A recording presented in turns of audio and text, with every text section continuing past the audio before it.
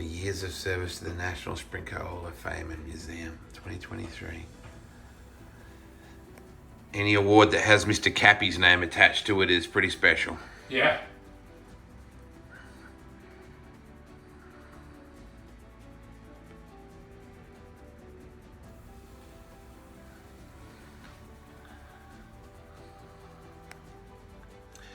Mr. Long, it is so nice to sit down with you here in your home of how many years?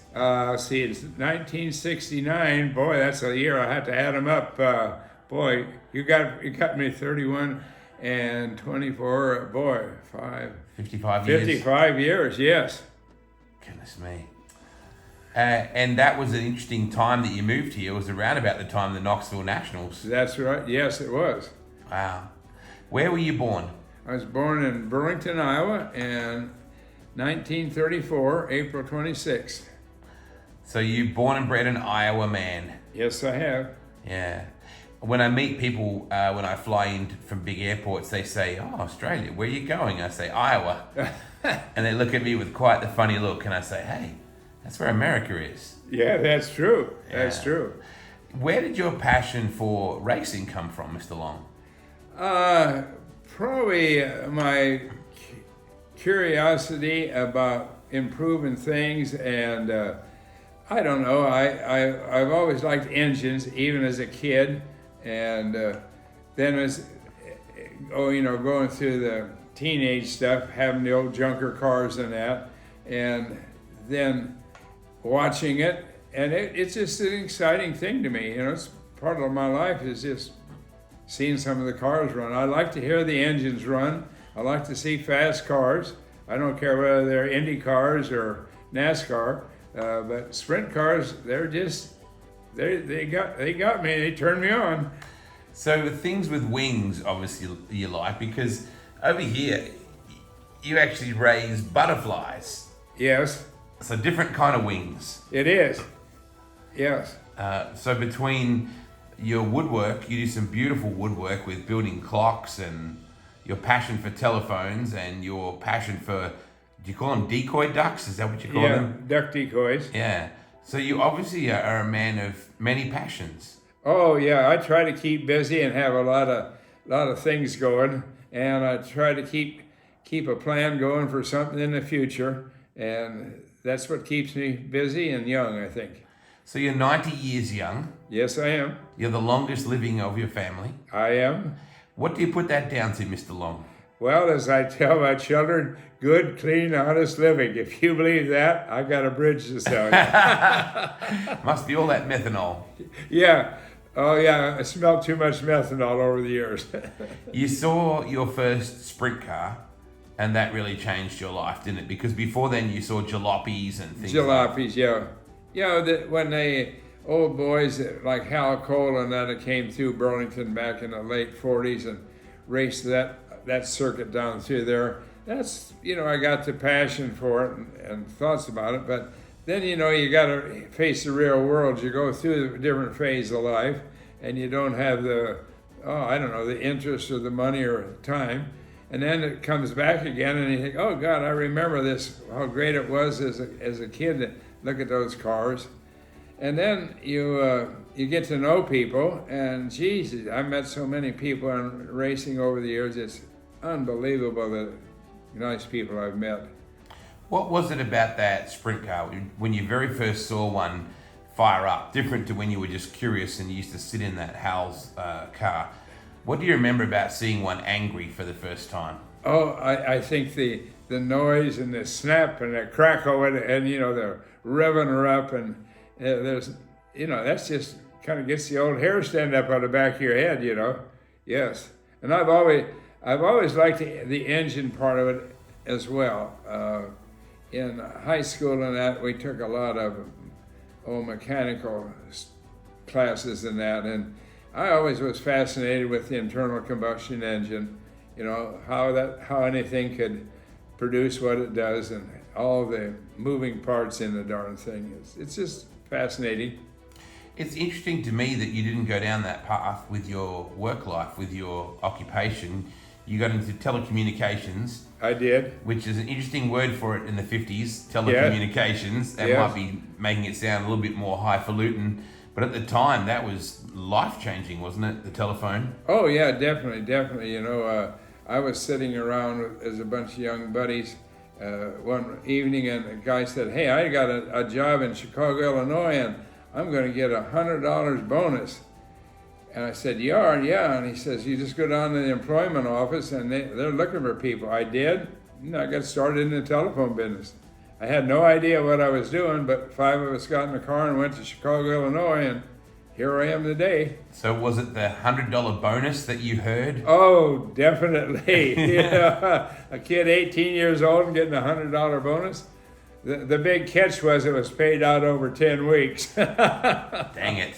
So I mean, what was $100 when you're 18? Oh, back then I was probably making $1 an hour, maybe $1.10. Goodness Yeah. me. So that was, that was a good hit. Was it learning on the job? Like, how much when did you leave school? I graduated from high school. That was one of my requirements as a student. My family wanted all their children to graduate from high school, so I never had any intentions of going to college. So I made the grade for my mom and dad. Wow. Yeah. At what point did you go from being someone who worked in the telecommunications industry to owning a company? After probably from 1952 to 1974, that probably 20 years, you start picking up information, you start learning the business, and or you start meeting people. And a guy came through one day and was a salesman and said, "I had a strange happening the other day." He said, "I was selling stuff, and a guy talked to, he says, "I ain't buying anything." He says, "I'm selling a telephone company." And the guy in my office said, "You want to go talk to him?" And I did, and we went and talked to him, and I ended up buying the first 2 telephone companies. What year was that when you bought it? 1973. So do you mind me asking what kind of money a telephone company would sell for in 1973? This one here sold for $25,000. Now that would have been a lot of money in It was. But it took a lot of work. In 75, we got an REA loan at 2% for $420,000. And that converted everything to private line, brand new switching and everything. And I didn't think I'd ever pay the money back, but we did. That's probably the single biggest industry development in all of business. Like, there's automobiles have come so far, but the phone industry, like I'm sitting here filming on one right now. Oh yeah, well, when whoever invented the diode, which is the forerunner of transistors and chips and that stuff, that just changed everything. Everything before that was all mechanical or hardwired. Now everything, heck, I'm looking at your cell phone, it's got more knowledge than they said the first space flight had, Wow. So that's kind of what the changes have been, Do you remember those big house brick mobile cell phones? You had to carry the case and Yes. and they started putting them in cars. Remember Yeah, the center console? we were had the first ones in the car. It was called IMTS, Improved Mobile Telephone Service. Yeah. And the ironic thing, back then, you had to sign a little certificate to our company that you would not talk on the phone, you would be parked. Think of that. Yeah, there's no contracts like that anymore. No contracts, no.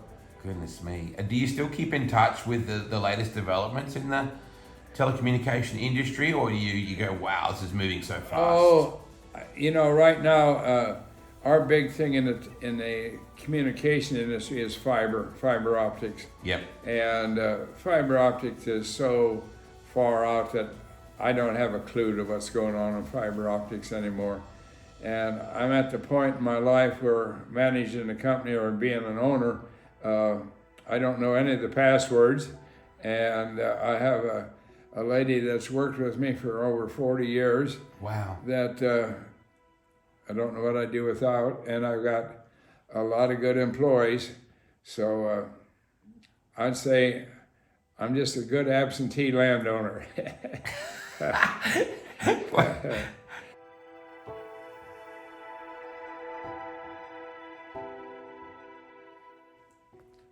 Where did you meet your beautiful wife? Oh boy, in Donaldson, Iowa. Yeah, we've been married 62 years. Goodness me. Yeah. Where did you see her first? Tell me what you thought when you first saw her. Well, I thought she was a beautiful person, you know, and I was kind of wild and dumb back then. But we got along good. We had a lot of the same interests, and always had a good way of communicating. Never had too many secrets, or that never was an issue about things, you know. What is the secret to having a marriage that long, Mr. Long? Give and take. Punch. You better able to give. Yeah. Yeah. Different life back then too, right? Different world, different pressures, you know.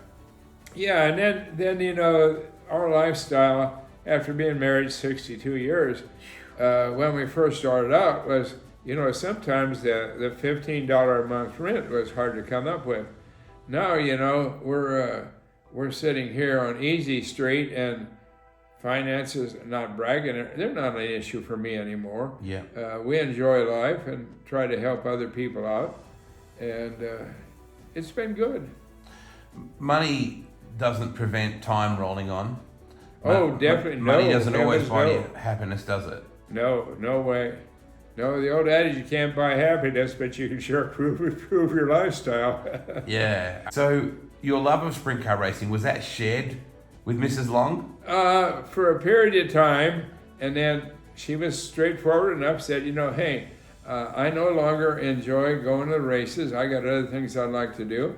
And we kind of got to the point where I was, you know, okay, you go do what you want to do, and as long as you're not taking food off the table or that, go enjoy yourself. So I did. So at what point did you become more than a fan? At which point did you start investing in teams and buying things and things like that? Oh, one of our customers over in the Kilduff area talked to me one day and said, hey, you know, my son's starting to do some racing. His name is Brent Golick. And said, I wonder if you'd help him out.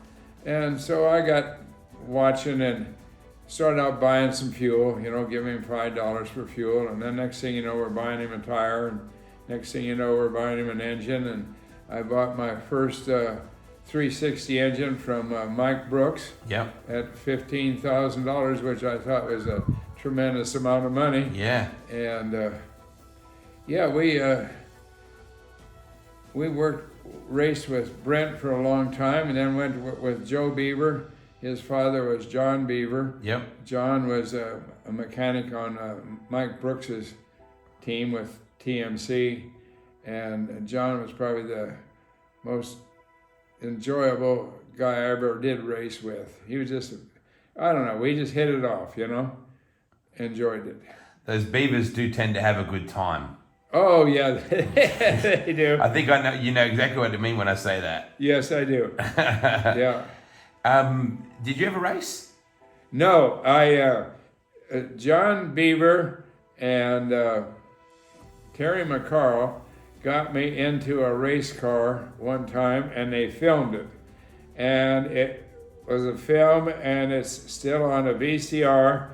It's called Don's Wild Ride. And when I look at that, I think I walked around the track faster than I drove. You never video the first drive in a sprint car, do you? No, you never want to. It was different, but John and them took care of me and showed me how to do everything, and said, now, you know, don't be getting too crazy out there. And I was scared half to death that I was going to flip the thing over or something. So I behaved, and yeah, it was fun. Have you ever been in a two-seater sprint car? No, never have. I've thought about that, but I never have. Okay. What would Mrs. Long have thought about that? Would she have said, well, now? She'd probably shook her head. Yeah. She'd have probably shook her head. Huh. Yeah. Would you have done it anyway if she'd said, well, I don't think you should? Yeah, at the right moment I would. At the right moment I would have, yeah. So. The world has changed so much in the time that you first, came across, look at that old sprint car, that old super modified. Sure. To how they're going now, the speed that they're traveling now and the safeties. Oh, yeah. What has changed so much? What is it better now, or is it, it's a lot more pressure? I think the setup of the cars has improved so much due to the fact that there's so much better equipment out there. You don't have to go to the junkyard to get a shock absorber anymore. You can buy shock absorbers that do anything you want to do. You got the front ends. You got a lot more safety equipment, and you got people that know how to set cars up. Kyle Larson is a fabulous driver, but you look at the guy that's setting his car up. He's a wizard. Paul Silver, yeah. Paul Silver, if you want to set a race car up, do it. Everybody talked about Carl Kidser being the wizard. I remember Carl Kidser, a buddy of mine, said he was watching Carl one time, and he says, I changed my mind about Carl. He said, I saw him trying to tighten a half-inch wrench or bolt with a 5/8 wrench. He said he was just going through the motions to get everybody off his back, and guys like Carl they were just fabulous guys on setups, but they knew how to play the game, and they didn't give away any of their secrets. He used to put different tires on the car when it was sitting in the pits until the last minute. Oh yeah, and when you had that, you had Steve Kinzer as the combination. It's like Paul Silva and Kyle Larson. It's a combination. It's just awesome. You're good friends with Jamie Moyle. Oh yeah, correct? Jamie. Yeah, Jamie. I've been through a lot of engines, and I'll have to say one thing. Only one time did an engine that we ever built turn into a hand grenade, and that was, it was a problem. We had a problem with an oil pump, and it was defective, and won't say any more. Nobody's problem, but a lot of these engines I built over the years, man, I tell you, they didn't last hot laps, But right now we got a good engine program. He builds a good solid one. They're not cheap, and you won't get one tomorrow. But if you want to get in line and wait for him to do it and let him do his thing, he'll give you a good product. He's a good man too. Oh, a great man, yeah. Yeah. How many engines do you have? Do you know? Oh, right now I think I got 3. Okay. Yes. I've been trying to build a 410 for years, and right now I just can't seem to get all the parts, and Marley and I can't get together on what we really want to do. So I'm sticking in the 360 business. And some people I hear say, thanks to Don Long, we got an engine this week. Thanks to Don Long, we're able to run this week. How do you make a decision like that where you help people? Because the list would be enormous of the people you've helped over the years. Well, a lot of them are, you won't believe it, but paying back something somebody probably did for me, And a lot of people will want to run an engine, and I think maybe they don't need the help like somebody else I'm helping, And I don't know. It's a hard thing to describe why you make a decision, but all of a sudden, when somebody asks you, you almost know yay or no from the get-go whether you're going to go or not. I guess it's just an instinct. Yeah, you're a pretty good judge of character, and in your 90 years, you would have seen the best and the worst in people. Yeah, I would hope that's a good answer. Yeah. Yeah. How has America changed, Mr. Long, in the time that there was this little kid that grew up in Burlington to living in Knoxville? How has the world changed to you? Well, probably as I see it anymore, when I grew up, even in business, there was a lot of camaraderie. Mm-hmm. You know, you worked in a company, and everybody was out working for the good of the company. Now I see a lot of people are working more for themselves than the good of the company or the good of the project. And I think that, and the fact there's a lot of uncertainty, finances and that, you know, for example, if you work hard and you get a retirement, you would think that you would be able to live the rest of your life comfortably. No, that's kind of a little bit different than what it used to be. So I'd say that's changes is the camaraderie amongst your fellow workers is not as great as it was, and the fact that you can retire and live comfortably is changing, you know, and it affects people, and when it affects people, it affects them different ways, you know. When I was a little kid, my dad would introduce me to people and say, Wade, this is Mr. Long. And it was up to you then to say, you can call me Don, Wade. We, as kids, we said Mr. and Mrs.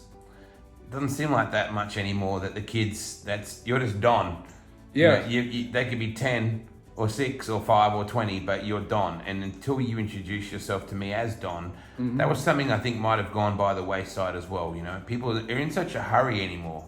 I think so. You know, that's part of the camaraderie that we used to have. You know.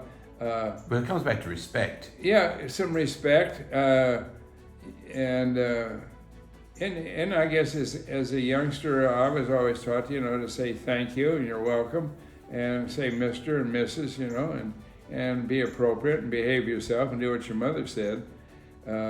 Now sometimes, things get a little out of control with people, and it's hard to bring them back in. Well, you said to me before that there was rules about what words you could use in this house. Oh yeah. You know, we got a lot of 4-letter words, we'll say. You know, and I've always thought, you know, I don't use those words. I know what they mean, and if I get drinking a beer, I probably use it a heck of a lot, you know, instead of in a loud voice. But as I've always told my kids, I says, we don't use them words around the house. Your mother and I both know what they mean. You aren't going to surprise her by saying them. She's heard them before. She knows what they mean.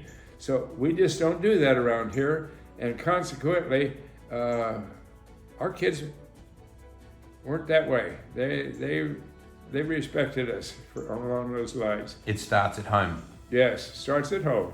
Yeah. Tell me about the National Sprint Car Hall of Fame and Museum. Seems like that's something, Mr. Long, you're very proud of.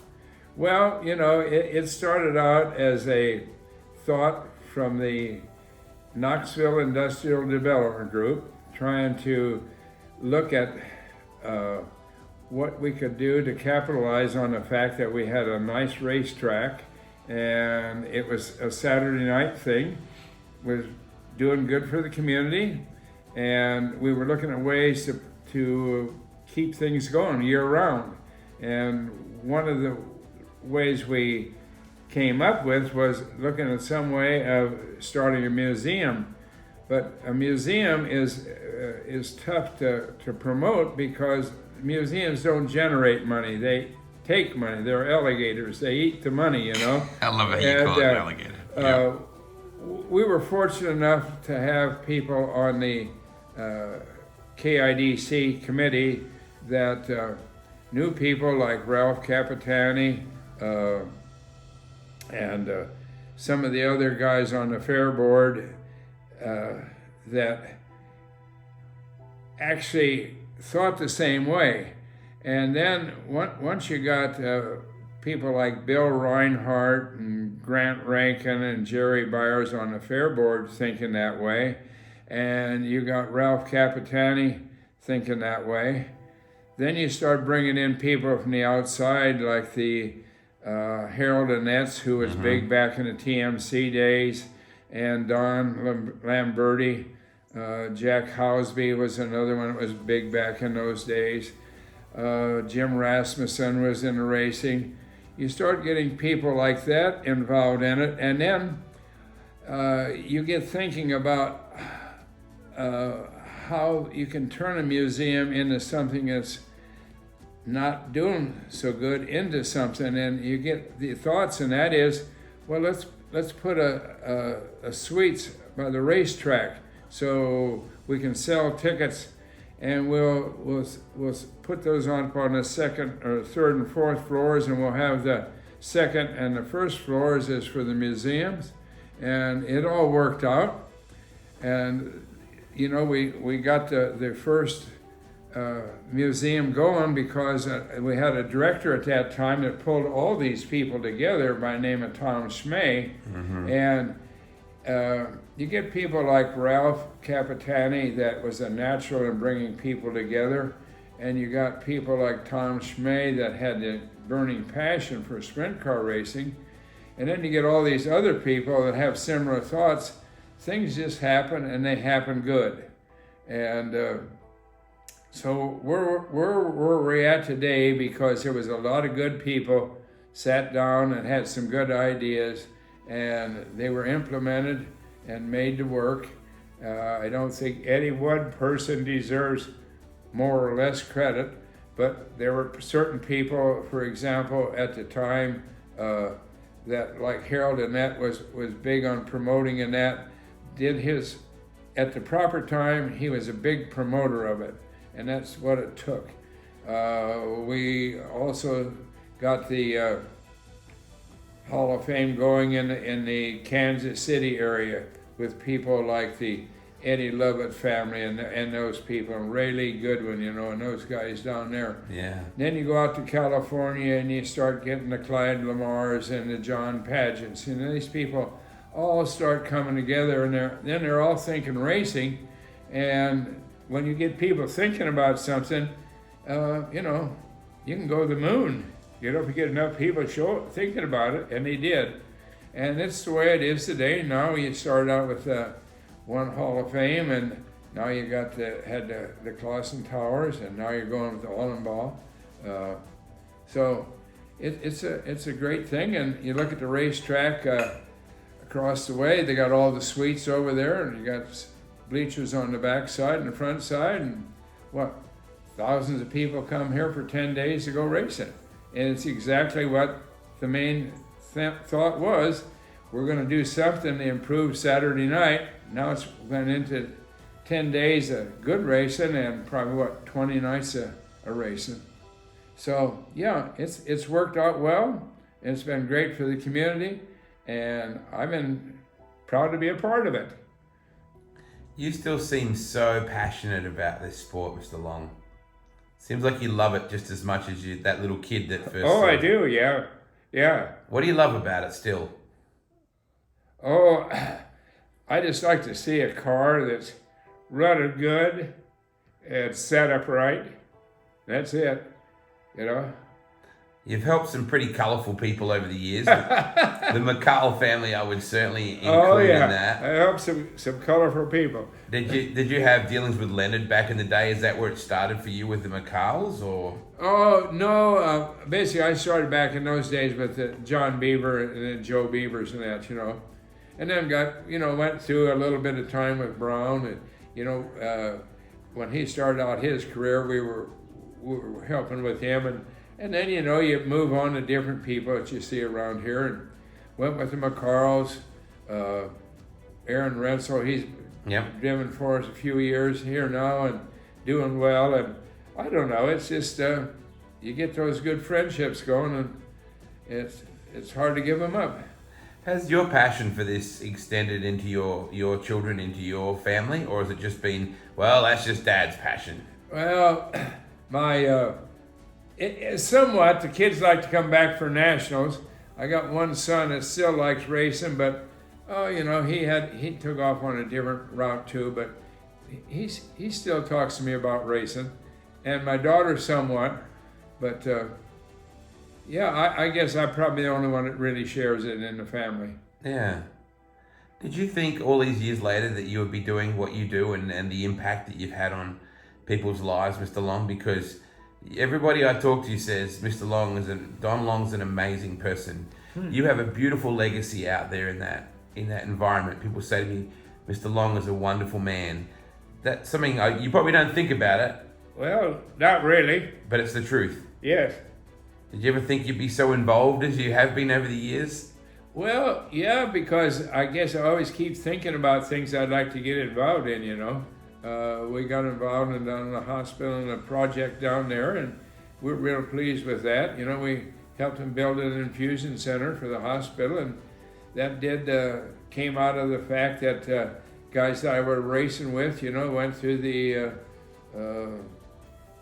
situation where they needed infusions and that, you know. Yeah. And so yeah, you know, it's all in there somewhere when you really start turning the leaves over. Yeah. It's a beautiful way of putting it, when you turn the leaves over. I like that. So what do you do with your days these days? How do you spend your days, apart from being door knocked by some lunatic Australian? What does your day normally look like, Mr. Long? I usually try to get up and do the morning thing till about 10 or 11. Yep. My wife is in assisted living. Yep. And I try to go down and see her from probably 4 o'clock to 7. Yep. In the afternoon. In the evening, come home and read the paper, watch the old TV. You know, I'm still hooked on TV. Got to catch the latest news and who's doing what. Yeah. And fortunately, I've been feeling pretty good. Good. You know, I don't have a lot of health problems, never have had.